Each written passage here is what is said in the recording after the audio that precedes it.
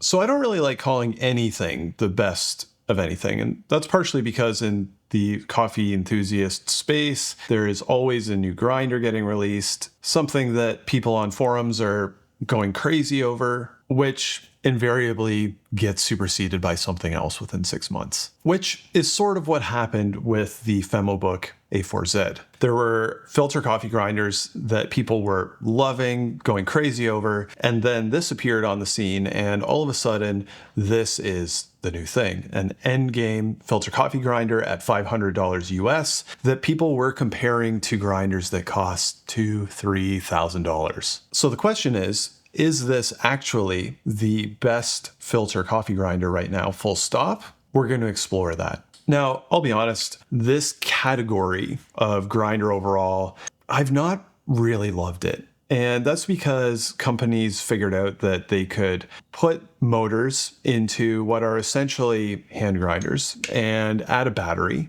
And people could have a portable grinder that was decent value and didn't require electricity.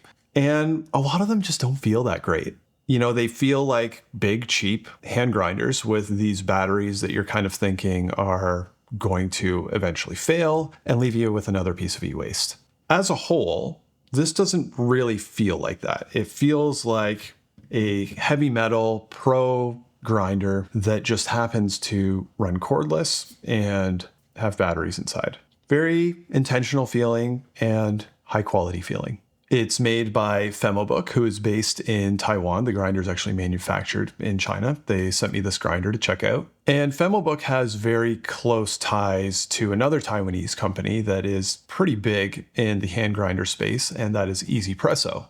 To the point where a lot of the burr designs in Femobook grinders look remarkably like the burrs in Easypresso grinders. Now, we'll get into the geometry of the burr and all that, but I did ask Femobook about this, and they did say that the design of this grinder is a collaborative effort with the Easypresso team. It has a 48 millimeter conical burr, and it runs when you turn it on at about 60 RPM.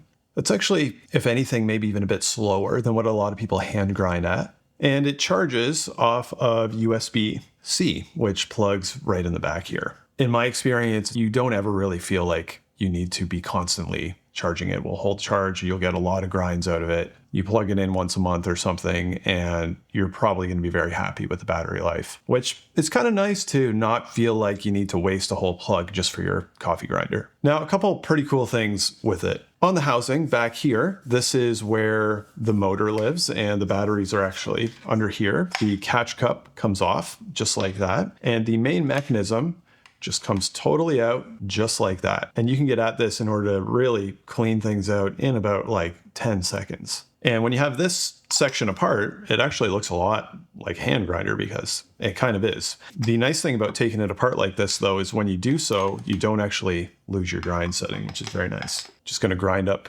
a dose of coffee, and then we'll get brewing. All right, so it is a little louder than a hand grinder because, you know, you got a motor and everything in here. And it is about the same speed, so it's not a very fast grinder. Now, you'll notice I didn't use spritz of water on the beans before I put them in there. We'll talk a little bit more about that. There is not a ton of static in here, and retention-wise is basically zero as well. Now, just while I'm brewing up this coffee from Say, I do want to talk about something that is somewhat practical about this grinder, and that is those batteries inside. And that is something that is a little bit of a holdup for me personally. Like I said, I don't love it when companies just take whatever thing they can and shove a couple extra batteries in there because it usually results in less serviceability, lower lifespan, and more waste over time, which none of those things are good.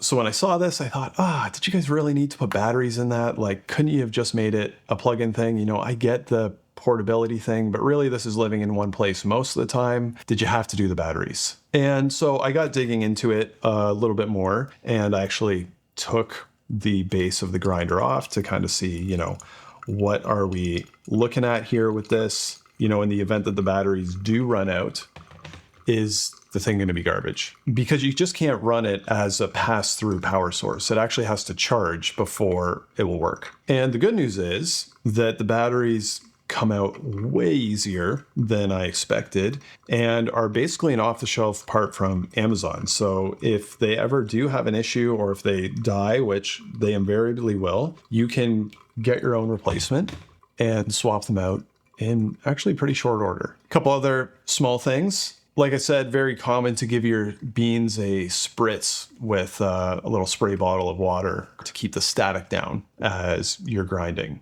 And if you do that in this grinder, it can actually cause some of the beans to stick up here on their way into the burrs. I find the grinder doesn't really need RDT in order to keep static down, especially with lighter roasted coffees. And if you don't do that, it really helps to minimize that issue. I think retention is really helped by these little magnetic brushes that they have under here to kind of brush out any retention that will stick up there under the burr as it's grinding through that dose. And in terms of runtime, it will run for a 90-second period and then it will stop if you don't touch anything. So older units used to have a torque sensing stop, so it would kind of stop when it sensed that all the beans were done being ground. So it doesn't have that anymore, but you can also just leave it to run and it will turn off on its own. Now, the part that actually matters, the taste. This is a washed Burundi from Say. Very vibrant, very crisp cup. Stone fruit, orange, that punchy clarity of flavor is exactly what the ZP6 is known for, which is the grinder that really shares a lot in common with this one. Now, the ZP6 has been basically an industry standard for coffee enthusiasts in the filter coffee world for many, many years now. It's affordable, it provides incredible flavor separation, and even though when you take it apart and look at the burr, you think, oh wow, that is like exactly the ZP6 burr. When you look at them side by side, there actually are some differences there in the geometry, and those differences do actually translate in the cup a little bit. When people are talking about this grinder, they'll say it's kind of like a ZP6 with more body, a little bit longer linger, nicer mouthfeel. All of that actually is true in my experience. And it kind of moves the cup, to be honest, in a way that I personally prefer. You get that intense clarity of those roasters tasting notes just coming through crystal clear in the cup. But whereas ZP6 can be extremely light-bodied and tea-like, some people would even say hollow, the A4Z gives a little bit fuller mouthfeel and sort of sits in a bit of a spectrum that the ZP6 doesn't ever really edge into in the same way. In my experience, it kind of retains the same level of clarity, but in a much more well-rounded overall package. And it's for that reason that people will kind of say, this is a new endgame grinder. This is something really good in the cup, and it is. But there's a risk there.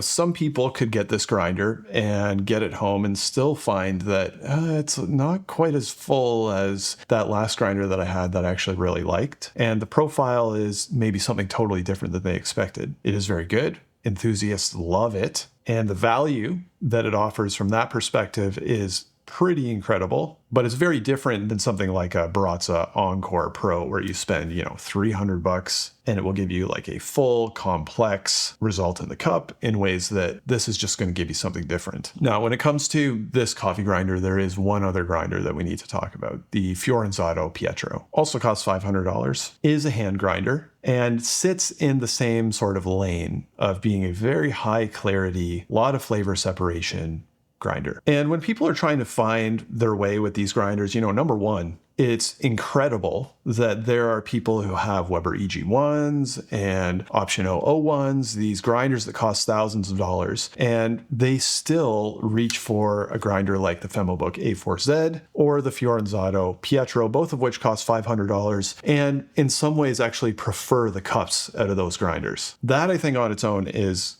a really good thing. But the danger in that is that people tend to look at it as a bit of a linear scale. The grinders go in this order from the bottom of the pile up to the top of the pile. And is the Femobook A4Z the top of the pile, or is there another grinder like the Fiorenzato Pietro at the top of the pile? Is the ZP6 at the top of the pile? And the reality is they all are just a little bit different from one another. I don't know that any one of them is better or worse than the other. It just depends on what you're looking for in the cup. ZP6 really offers a peak in extremely light tea-like body, high clarity. Fiorenzano Pietro also gives extremely high clarity, but with a much fuller mouthfeel, a very velvety vibe going on in the cup.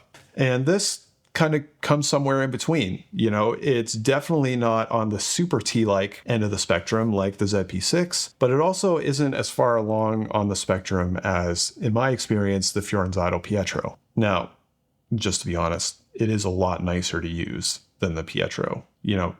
It's electric, for one, and the ergonomics of the Pietro are, let's say, not great. So I think depending on how you weight that could help inform your decision if you're considering between those three grinders. But I think in terms of cup quality overall, there is a little bit of a spectrum. And for me anyway, which one is the best kind of more or less comes down to personal preference. So when you're looking at the best, I think you also need to consider value. And for me, that's where the Femobook really kind of starts to come forward. You have the EasyPresso ZP6, which is a fantastic grinder, costs just over $200. Incredible value. You have the Fiorenzano Pietro. Excellent grinder, costs $500. So from a value standpoint, I think you are getting less value. It is an excellent cup, but you're also paying a lot more for it, and it is a hand grinder. The Femobook A4Z, when it comes to value, you are looking at a bit of a different picture. You get a cup profile that, in my opinion, sits between those two grinders, but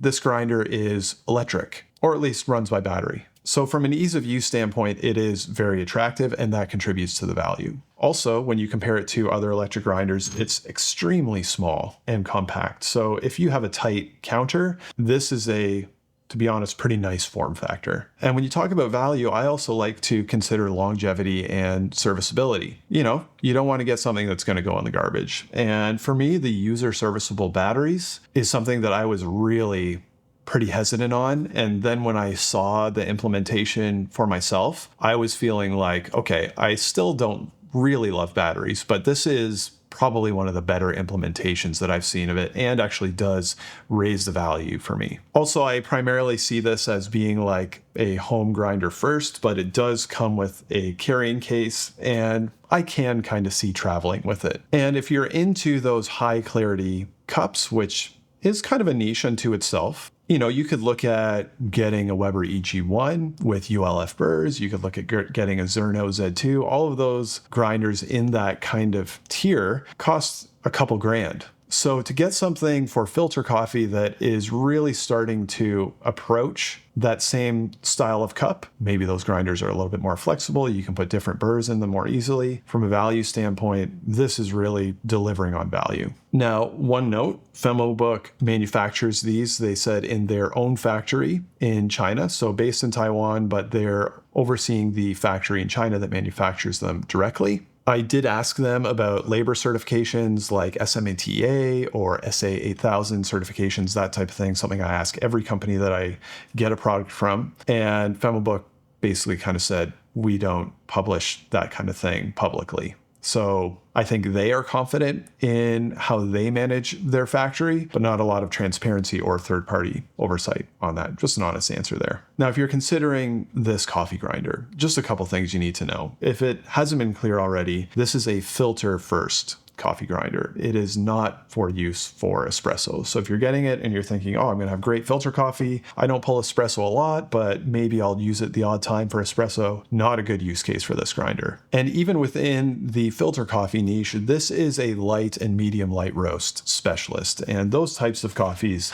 really sing on this grinder. It can do dark roasts, but you're not going to get that same elevation on the darker end of the spectrum. One other thing I forgot to mention, the adjustments are 8 microns per step, which is probably more fidelity than you need for this grinder. When you're doing filter coffee, it is that way because it uses the same mechanism as the A4, which can do espresso, but it does make for a lot of turning if you're doing wide grind spectrum changes. Also, a lot of people don't love the zeroing process. Physically, it's pretty easy. You just undo this and lift up the ring and you can kind of move it around. And the thinking is you tighten the burr, until it's tight, according to Femobook, and then you turn your adjustment ring to the 0 point. But that actual point, how you determine it, is pretty arbitrary up until the user. Best case is just to be consistent and accept that if somebody is giving a specific grind setting online, it may be slightly different than what you're using. So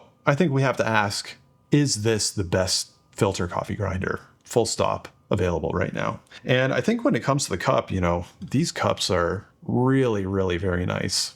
Man, you just get that punchy clarity, a lot of separation between flavor notes. It is a lighter body, but with a more full mouthfeel than you would get on something like a ZP6, really elevating those nicer coffees in a way that competes with grinders that are a lot more expensive. Now, there are other grinders that do that as well. The ZP6 is also really great. The Firenzato Pietro is also really great. Any of the endgame grinders are also really great. I think where this one wins is when it comes to the actual value that it offers. It's giving you those cups that come up to the level of other endgame grinders. And other ones do that as well, but they're not electric. If you want something that is an electric grinder and hitting that quality level, feels like a nice designed, cohesive package, this is a really hot option right now. But I want to hear what you think about the Femobook A4Z. Is this a grinder that you would consider, or is it sounding maybe a little too niche for you? Is this something you would consider traveling with, or is that feature maybe a little bit overblown? Do you already have a ZP6? Would you consider something that is just slightly different, or would you go further to something like a Comandante C40 or maybe a Pietro? Let me know your thoughts in the comments. I hope your next cup of coffee is fantastic, and we'll see you next time.